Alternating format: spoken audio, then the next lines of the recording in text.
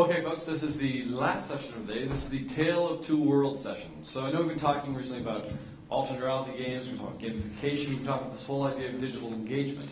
And I think that this group especially is going to be quite interesting. It's a big group. My God, they almost outnumber you folks in some ways. But the range of experience and projects that they're working on right now is really kind of outstanding. I kind of come from a game writing background myself, and I've worked with or coached or been involved with some of these people. So it's always a pleasure for me to kind of hear what they're up to these days, and some of them have some really interesting journeys. So, without further ado, I'll turn it over to Blaine Kyllo from the Georgia Stray, the local paper, who will take us into the panel. So, Blaine, over to you. Good afternoon, everybody. It's fair to say that most of our panelists believe that it's important, even fun, to explore intellectual properties, IP, franchises, in diverse media and a variety of formats. We're not going to get into a semantic discussion today about transmedia, cross-platform, and all of that stuff. We've got more important things to talk about. I want to talk about what works and what doesn't. I'd like our panelists to talk about the limitations that face us, what holds us back, and what leads to success, and how we can take advantage of the benefits that the technology has enabled. So please help me welcome our panelists. Joining me on the stage here is Ian Verchere. He's a graduate of Emily Carr. It's a university now, but it was just a lowly Institute of Art and Design back then. He was a founder of Radical Entertainment, has worked at Electronic Arts, he's written books and screenplays, and he recently co-founded Roadhouse Interactive, which is creating Family Guy online, and he's got a trailer for us to watch.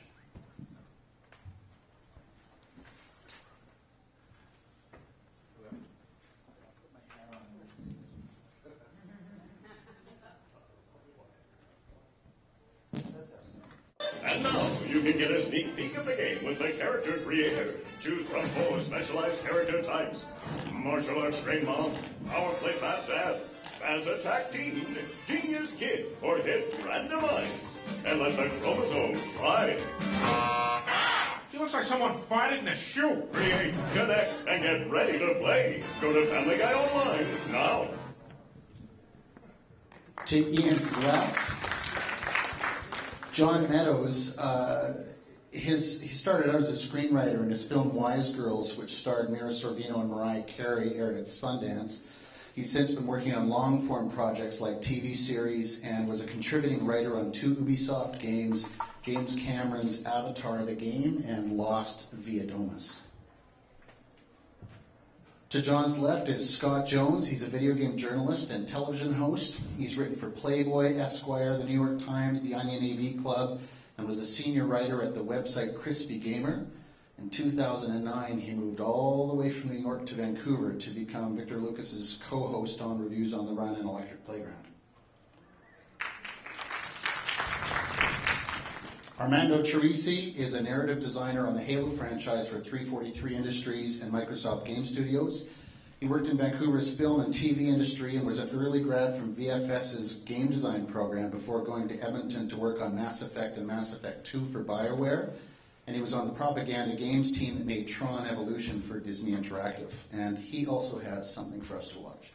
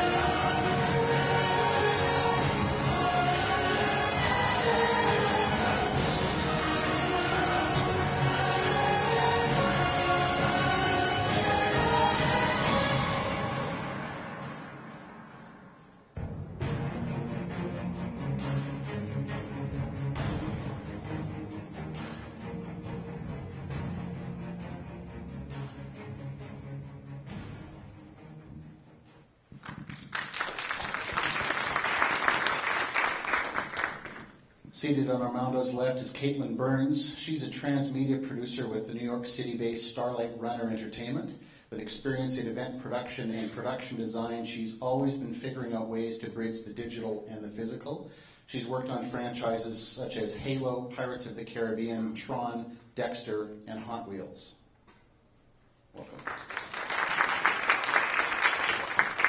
And from LA is Adam Sigel. He's written from television and film. He's working on a novel. Still working on a novel? Not working on a novel. That's okay. Yeah, maybe. Maybe you should work on a novel. In LA, everybody's working on a screenplay. In Vancouver, everybody's working on a novel.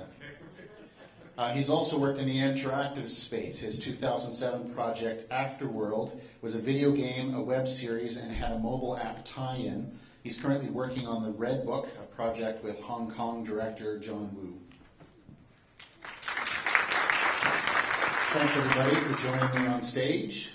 Ian, I'd like to start with you.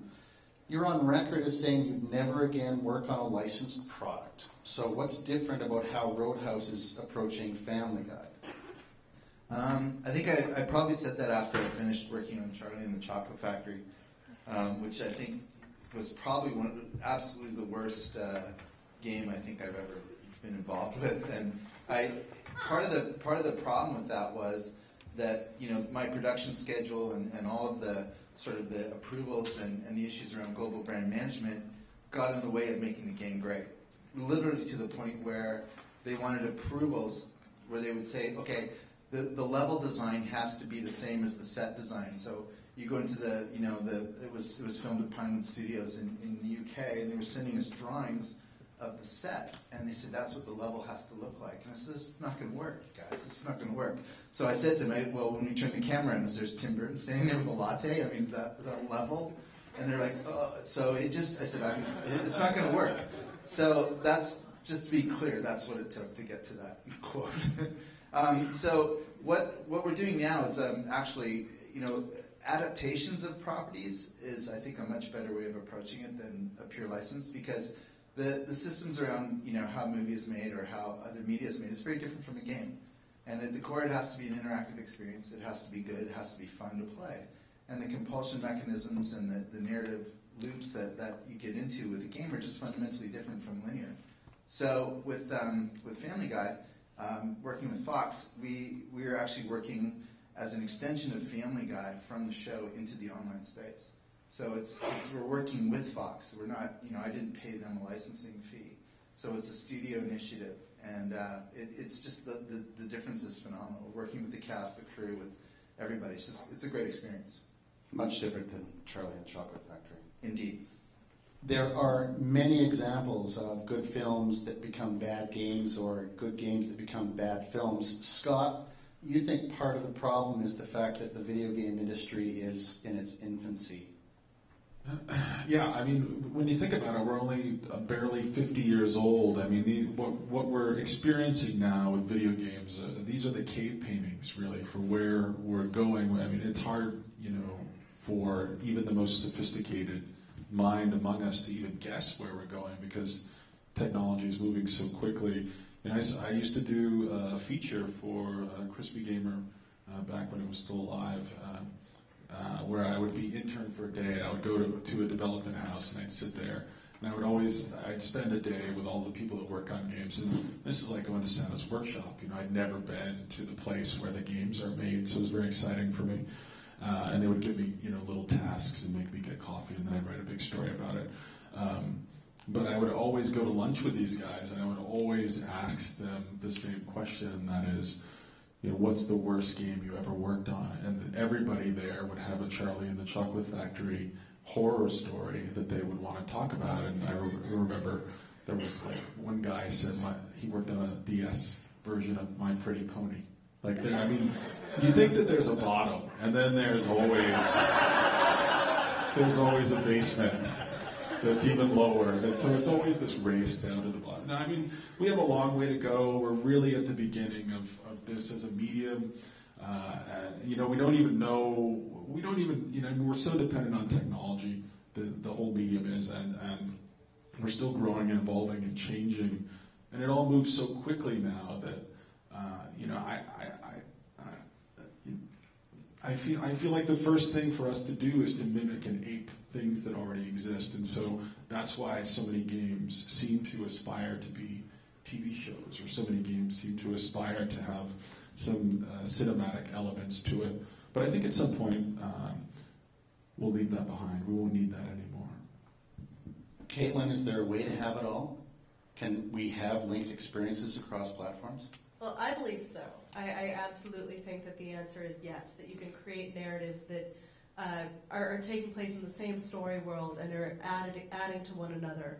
But the reality is that there's a lot that the movie industry and the video game industry still don't understand about one another, and that comes into play a lot.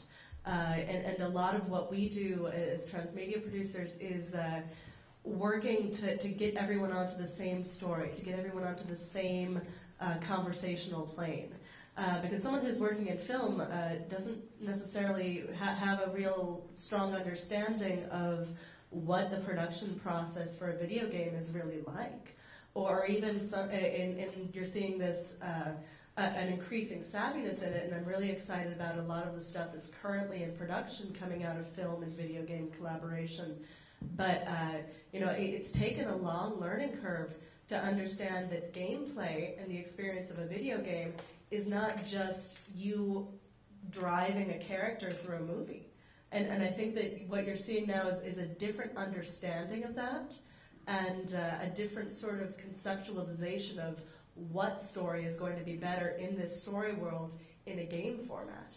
And also the understanding that there are a lot of different types of games. It's not simply a shooter, or there's a lot more nuance and a lot more you can experiment with in that field that might be a better choice for a license or an additive piece of a narrative for a film. Adam, you've got a good story about how filmmakers and game designers sometimes are just speaking different languages. Yeah, I think what you're talking about is I worked on a project at EA a number of years ago, and with a very big, shall we say, like a big dinosaur of a director. No, that's the wrong analogy. Well, I'm going to put it this way: he's Steven Spielberg, and he is. He's bigger than. It took us a day to get over the fact that you're talking to Steven Spielberg, but he's just a guy. He's just a guy, and he was incredibly enthusiastic and really excited. And there's a team at EA which was an incredible development team. Of some really smart, incredible people, and they brought me in, this little writer that no one knew, because they had been working together for about 3 or 4 months, and literally the development team was taking down every word Steven was saying, and they were iterating the same thing, and then he'd come back, and then they just say the same thing over again, and after 4 months, they had nothing to show him. There was no story, there was no treatment, there was nothing. So they had me come in.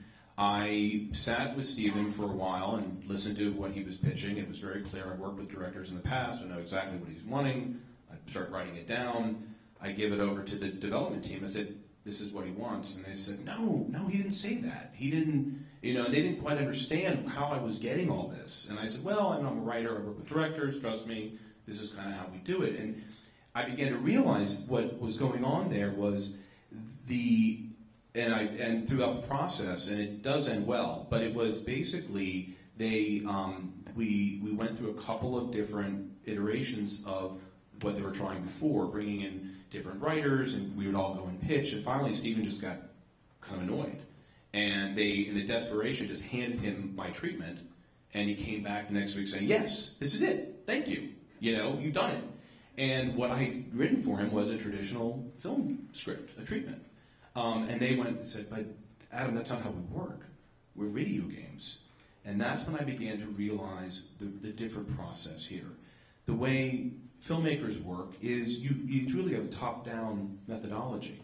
You have a big idea, and it's you sort of start with the big ideas, and then you get down to the details. But in video games, you work with prototypes. You work with the details. You work with the good gameplay, what makes it interesting, and work your way up. It explains why sometimes the narrative in games don't quite, connect. They kind of connect, but it's really about what makes the game interesting, what drives the game, When you do that with a film, it sometimes, well, I put it this way. If you try to make the film too much into the game, it breaks the game. And if you try to make the game too much, into the film, it breaks the film.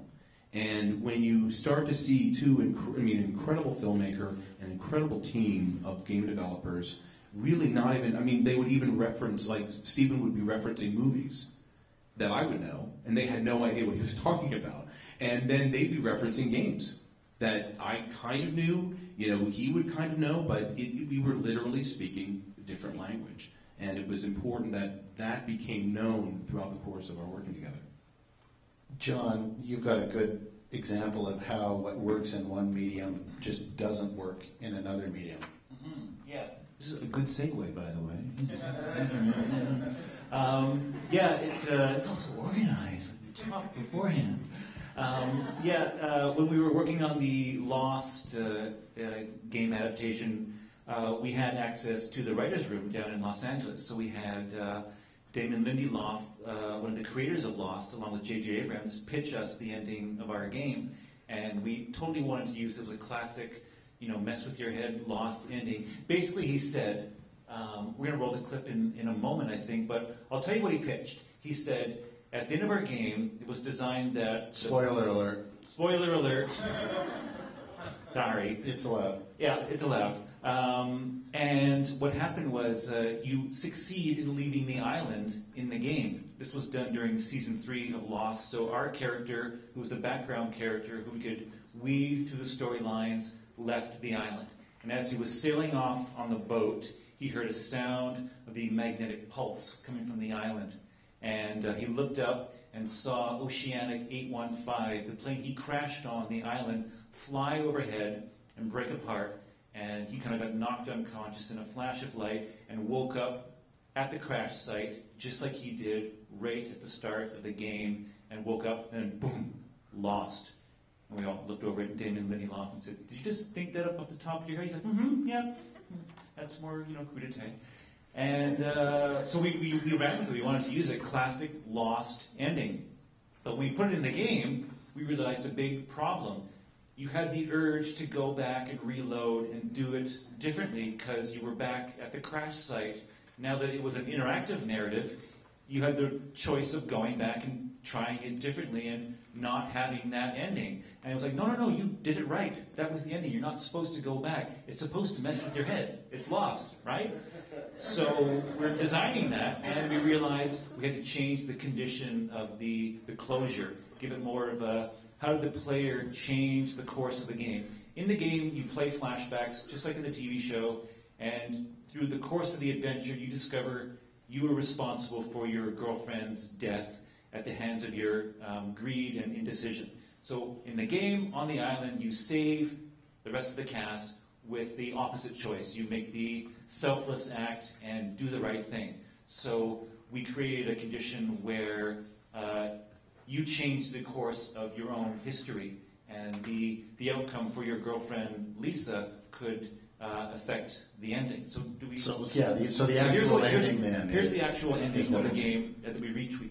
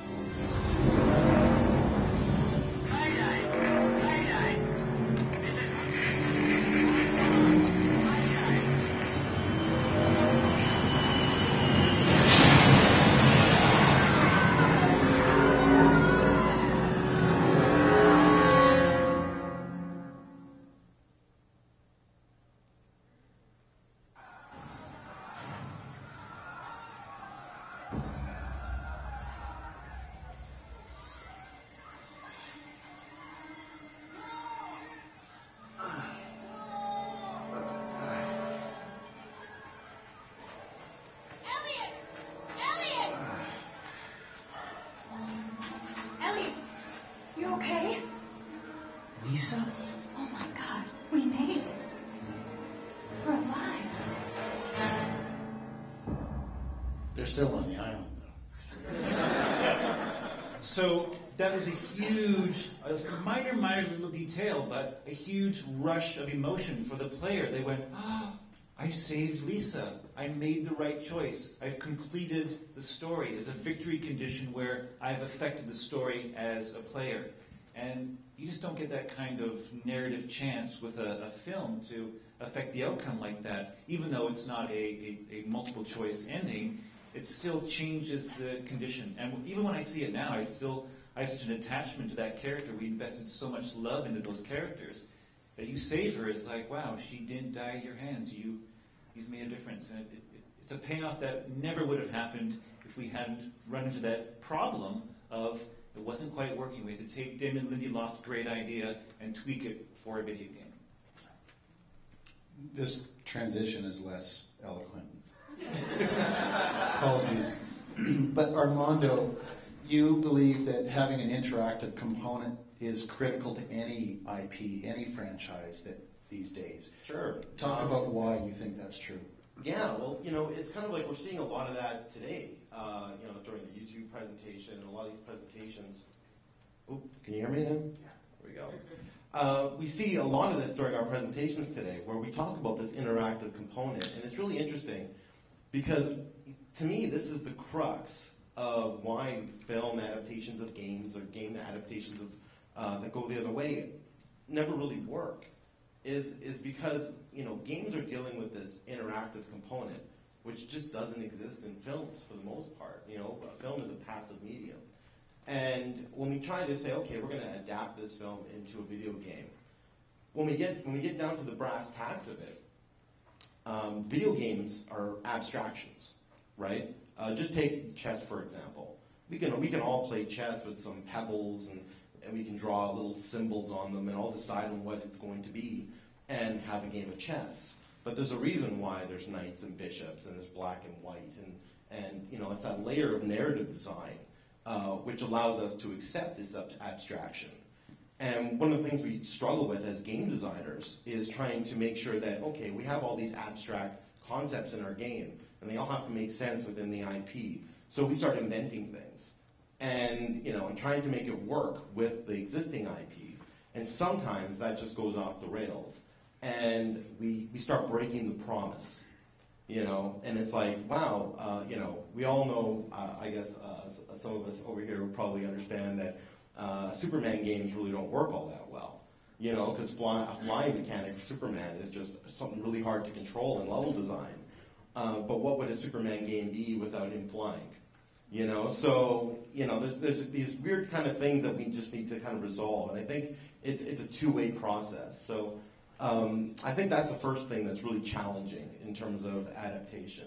When we talk about interactivity, I think that to me that's like one of the most important aspects of being a modern storyteller. We look at a film, and a film has narrative, drama, and presentation, and the mix of that is what we consume. But it's that added layer of interactivity that games gives us, which I think can be the most potent vehicle for delivering story. And I think that just the sheer nature of that interactive component makes the development of games very different than films. John, I want to come back to you now because story is clearly important in the examples that we've been talking about. So how do we make story be core to these entertainment experiences? Well, there's a million ways to do it, and if you do one thing wrong, everything falls apart. So there's that to consider. But just sort of building on what Armando said, a lot of the games that I love involve story as a core mechanic right from the get-go. They're a part of the design process right at the beginning, and they understand. Certain companies have games that they intrinsically love story and start it immediately in the design process, years before the game is shipped. Right when you would be hiring all the core people to design the game. So companies that I love, like BioWare, I have complex relationships with the non-player characters in those games. If I had to trade off between plot in a video game and dealing with the NPCs, I would probably choose the NPCs. I mean, I have, a great love of assembling my team of my posse of fighters in a video game, and I build relationships with them, and perhaps more importantly than the plot. So we often talk about the importance of plot in video games, but my character reactions to NPCs are what drives me as both a designer and a player. Caitlin, I know you agree that story is essential. Oh, absolutely. I mean, that's really what you find in, I think, the most compelling games as well as the most compelling films are stories that really highlight the choices that are made. And in a film that's passive and you have a one track through usually, even if it has multiple layers of meaning. But like Armando was saying, when you have these allegorical characters and things that mean one another, that are all interacting with different story points over time in a way that has a specific meaning that you can change as a user experience, what is it that's going to take you through that and all of those different variables, all of those different moments, and make it mean something substantial? And I'm going to geek out on you a little bit. I love Mass Effect. And I think one of the things that it does so beautifully is you have a lot of variables and a lot of choices you can make, but there are certain chronological points that you can look at and know that this is going to happen. And your choices change the meaning of that for the character, but it's crafted in such a way that there's a history that every time you replay the character with new changes, you can see what the different things mean. And just to build on that really quick, it's kind of one of the principles, I think, which elude filmmakers, is when a filmmaker makes a film, it's, this is my film, and I'm going to give it to the world. But when a game designer makes a story, we say it's the player's story. It doesn't belong to me as a designer. I'll set the table, but the story that happens is yours. So, if there's discoverable content, if there's multiple meanings for things, if I discover, something new about an enemy that is going to allow me to feel differently about an encounter, that's something I own. I did that. Someone just didn't tell me that. And, that experience and the transfer of ownership of the experience from the director to the player, I think is that interactive component. And something which I think Hollywood is still struggling with. I want to just add, a lot of those same principles that apply to game design apply to looking at the multiple platform rollout of an intellectual property franchise in film and all of that, where, if you're writing a novel about, in a story world, let's say 3 years after a movie comes out, but it's a prequel, you can change the entire context and history of that movie and have it remain in the same chronology. Or if you look at Star Wars, there are entire aspects of what they've created that they've excised from canon because of something that happened, 2 years later, or is going to happen in the future and what they're planning out. Or George just didn't like it. Scott, I know that you're not entirely convinced that games and film should marry at all. No, and you've got some examples of something why. weird happened. I have a very traditional education. I have a MFA in poetry. I read all the classics, and I got into video games thinking I was going to bring this highbrow perspective to everything. And I used to live next door to these very sophisticated photographers in New York and Brooklyn, and they would say, well, what is it about these video games that you're, it's a new way to tell stories, we don't understand it yet, we're just getting started. And I'm kind of feel like the older I get, the more I'm eating my words, because something I noticed recently is during cutscenes in video games, when the control is taken out of my hands, I find myself looking at Twitter or checking my email. I don't find myself watching these damn things. I mean, the cutscene used to be your reward for getting through a level, and you would think, man, now I can find out what happens next. I don't care what happens next anymore. I don't know why. I don't know what happened. I don't know why the cutscene has become so superfluous.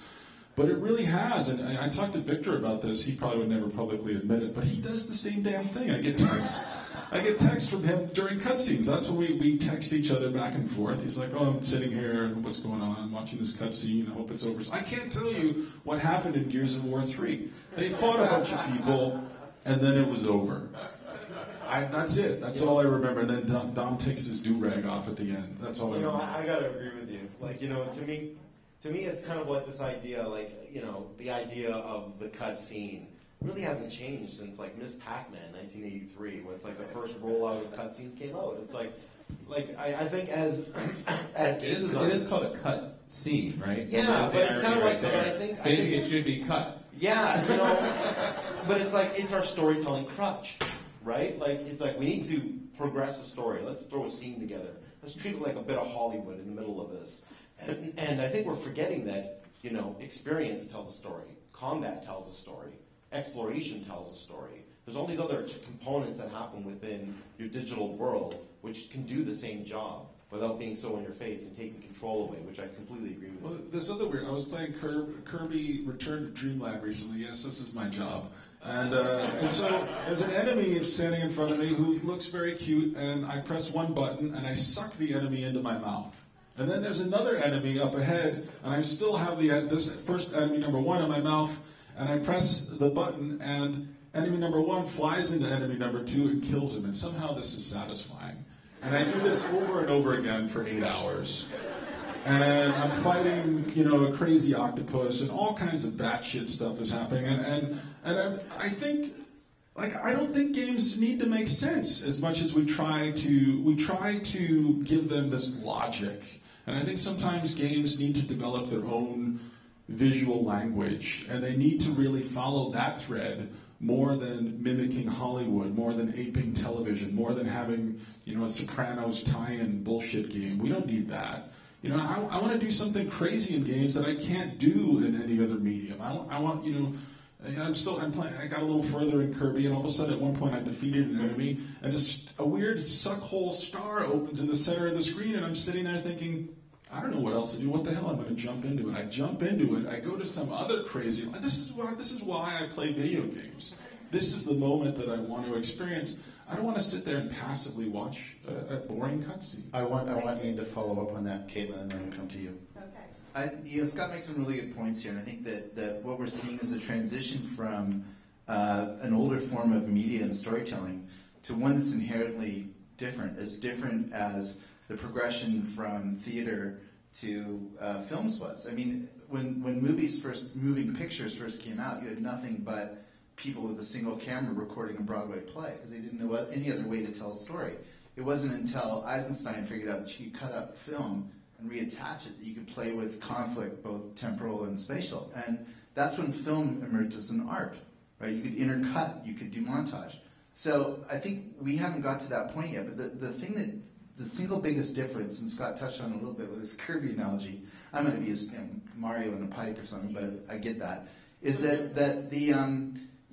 is this notion of agency, the fact that I'm actually have total control over the character that I'm playing in. And I think where we're going to see this go is as we spend less of our processing cycles rendering, reflections of beautiful, puddles as my, embittered ex-Navy SEAL goes running by it, and we spend more time, more of the processing power on forward kinematics, on procedurally generating solutions. We begin to approach more of a holodeck methodology, right, where actually the computer is generating a response to my action, and that's kind of where we're headed. So as a storyteller, you provide a context, you provide a setting, you provide a place, or you create some sort of an atmosphere, but really the characters, the NPCs, and those that you interact with are being driven by procedurally generated responses. And I think that's really, now that we're seeing some of that stuff happen with like physics, like some of you play with the Havoc engine and stuff, where you'll see somebody go to the top of a stair and throw themselves down it just to see the animation play differently every single time. And so that's the underpinnings of the sort of the future of where this is going. Because every time I do something, the screen, right, as a player, is positively reinforcing and rendering my actions. that I've done. I go, I did that, and the computer's responding to it. It's fundamentally different than motion picture, absolutely. I want to point out that we're all talking about games right now as though it's a single style. And generally what we've been talking about here is console games and a sort of specific, forefront of investment and production and huge scope. But it's such a wide range of styles and platforms and types of games. And while a console game where you have your embittered ex-Navy SEAL going past a beautifully rendered puddle in a holodeck is phenomenal, what might be better for a property would be a narrative-based browser text game. And it's about thinking through the story and thinking through the context and what you want to achieve with what experience. And the answer is not always, I need a holodeck to tell this story or this experience. But as you can see from the wild and amazing success of casual games, there are as many people who want different experiences as humans can make experiences. Yeah, I think I was going to say, sorry. No, it's just, I think she misunderstood. I'm not talking, we're not making a console game. Family Guy is a free-to-play browser-based experience that runs in a Unity window. So no, I didn't mean to say that. Right. I actually think that I wanted to point out that, obviously, from the Family Guy stuff that you're doing now, we all know that. Right. But I don't want us to fall into the trap of talking about it as though there's only one type of game. Well, I think I think what's also, there's a sort of 800-pound gorilla that's in the room that's happened in the game world that I've noticed, and game development friends that I know, is social games. Social games have shown up in the past couple of years, and they are making incredible amounts of money. They're incredibly popular, and I think it goes to sort of what you're saying, which is, and quite frankly, there's the push from the developers to start to do new types of games. There has been for a while. I always reference certain games that changed everything, and I think I was saying outside, there's I call Grand Theft Auto is the Citizen Kane of games or something. I like to make ridiculous things about The Sims is The Sims is the Wizard of Oz of games or something. It really changed the way games were played because of those games. And then you realize there's 100 games made just like them, and that's how you know it's an important game. But I think with social games, we start getting into a space where I think what I noticed when I started working with game developers that no one was really picking up on. When I was working at EA on this Spielberg project, and the Wii was just coming out, and I was looking at these new devices, and everyone was so excited by it. It was like, look how you can move, and it's great. And they're all looking at the technical aspects of the gameplay, as they would, they're game developers. And I said, well, this would be great. People can all be in a room together and play a game together in a really fun way. And they're like, Adam, we already do that. I'm like, no, you pass a controller back and forth. And you kind of do this little thing. And I know my wife will never play that game, but she'll play a Wii, and she did. And what was missing, and it's sort of what social networks have made us aware of, games are about status. It's a big aspect of it. It's about status. But what's also in part of gaming, if you look at traditional board games, I always say when you go to the cabin in the woods with the family and you take out the Trivial Pursuit, it's not because you love Trivial Pursuit. It's a good reason to sit around and chat, drink a beer, and hang out. It's about connection. And what social gaming is now showing, that we can bring games into this space around connection. And the games that are doing well to a new audience, and not to forget our hardcore gamers, because they don't want to touch that. But so there's just different things. Now we're looking at genre of games. Not everyone likes a horror movie. Not everyone likes a love story. But even with console game franchises, you're finding social games and other games being built in the period between release. I'm a huge Assassin's Creed fan too, and I played Assassin's Creed Project Legacy on Facebook, and I still check in every week or so to see if there's new content. Well, and that's also been going on too. Games have always been cannibalizing each other, right? It's always like you take a mini game for one thing, and I remember playing a casual game and then playing it in BioShock. You're always doing that, and now they're learning from each other between the genres. And I think you're seeing that on the different platforms. Yeah, so the other big difference with what we're doing is that if you want to compare a large console release to a box office release, what we are doing is much closer to live TV. We're putting something up there, it's virtual cohort, You know, and there's the cast and the cast of the show is wandering around, and you are a citizen of there, and you walk up and they give you stuff to do. I mean, it's a big, huge social space built around the show, and so it is fundamentally different. So there's always going to be live content. It's way closer to live TV than it is to sort of a classic retail release. So I think it's fundamentally different. I mean, we're on 24/7 basically. John? Yeah, getting back to Assassin's Creed, as a hardcore narrative game player who loves cutscenes as a reason to grab the rum and coke and watch with bated breath for the next bit of the plot to unfold, I'm playing Assassin's Creed, just finishing off Brotherhood now. So the conversation around the house goes like this.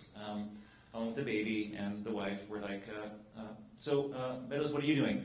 Well, right now I'm sitting on a bench. That's you there? Yeah.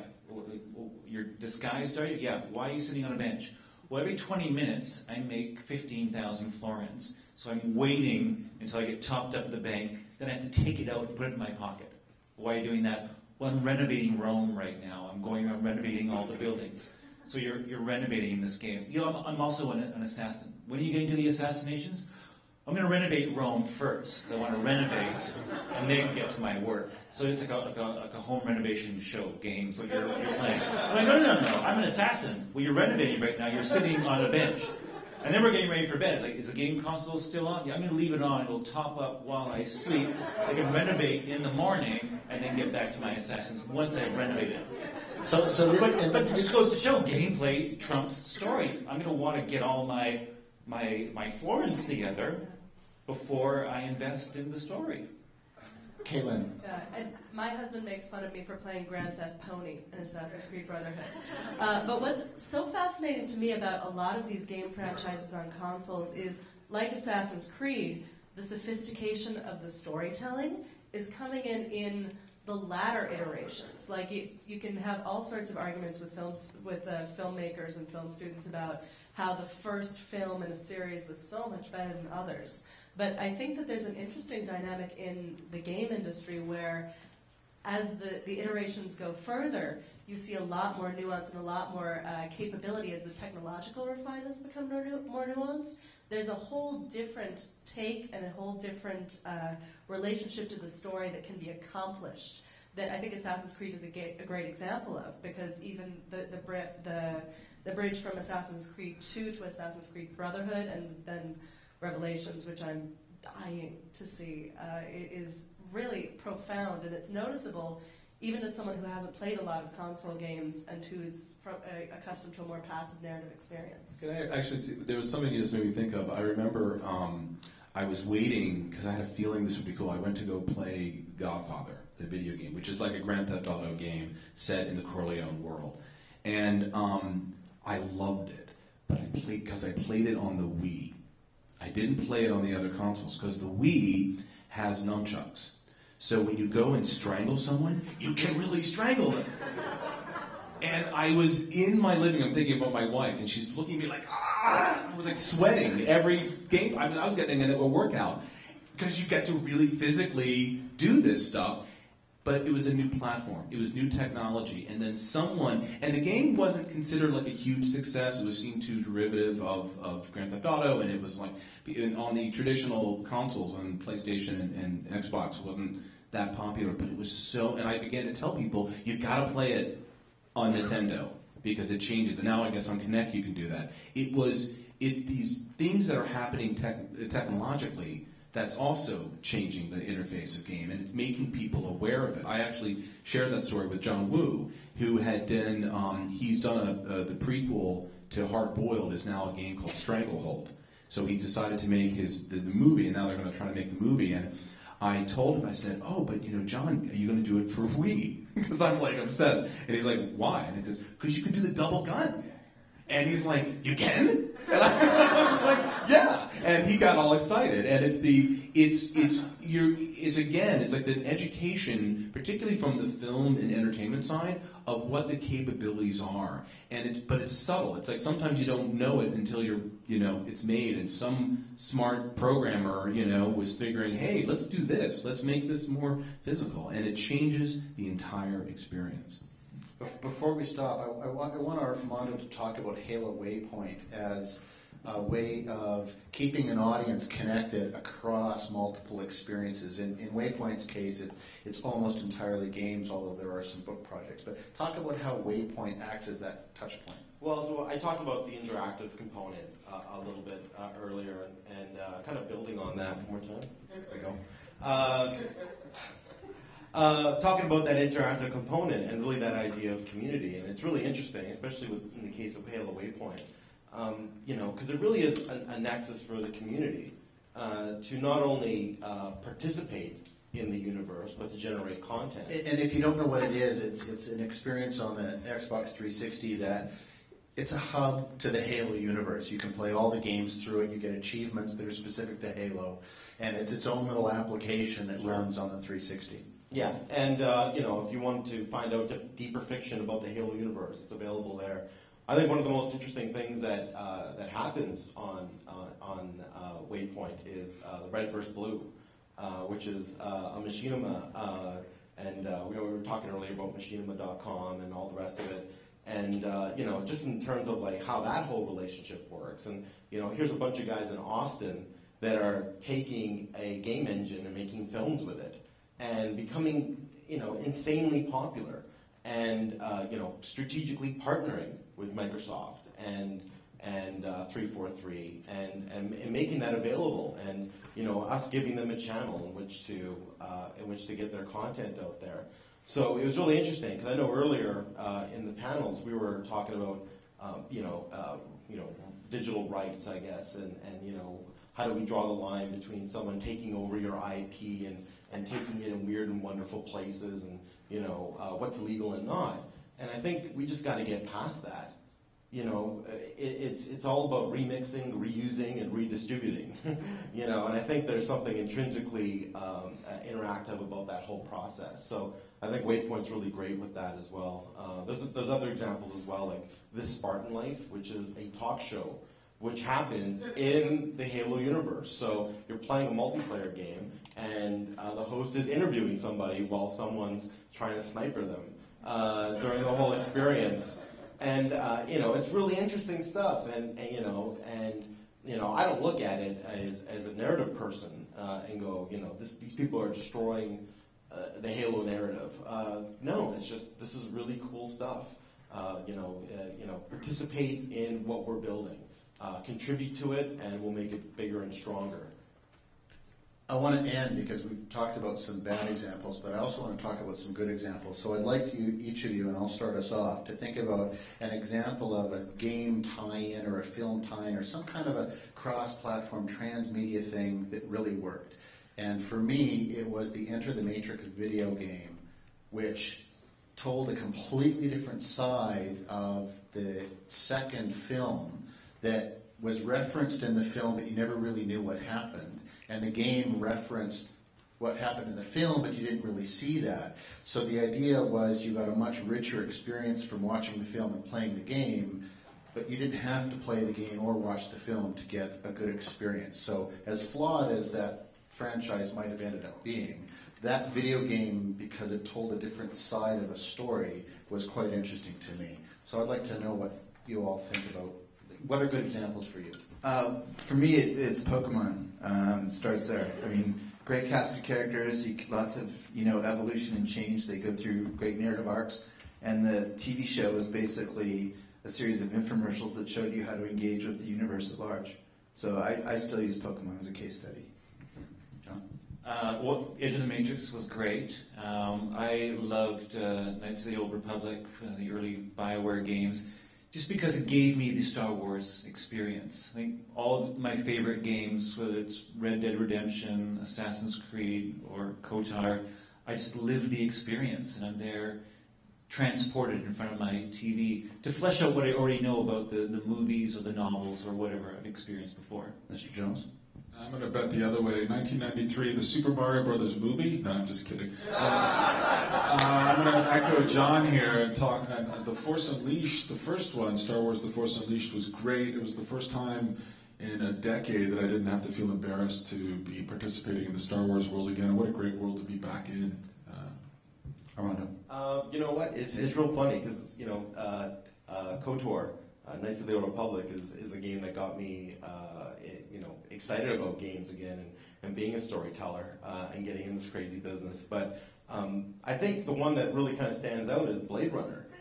We were just talking about this in the back room a little bit, right? And it's like there was a Blade Runner game. It's like early '90s, kind of point and click, that really just sparked my imagination. So I think that's what it would be. Kayla. I love 221B, which is not as well recognized motion picture tie-in game as I think it really deserves. And it was for Warner Brothers' Sherlock Holmes, and it literally took you through 8 weeks of social gaming on Facebook, you and a partner or on your own playing both Holmes and Watson, through an evolving series of mysteries that literally led you up to the chase that started that movie.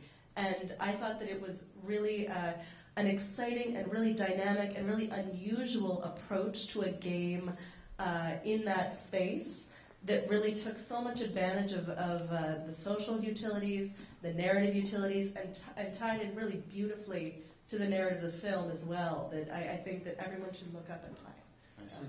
Adam. Well, you said a bunch of mine already. The Star Wars games. So you're at the last. I'm going to have to come. Well, I'll use this example because it's something I worked on. So then I'll just promote myself.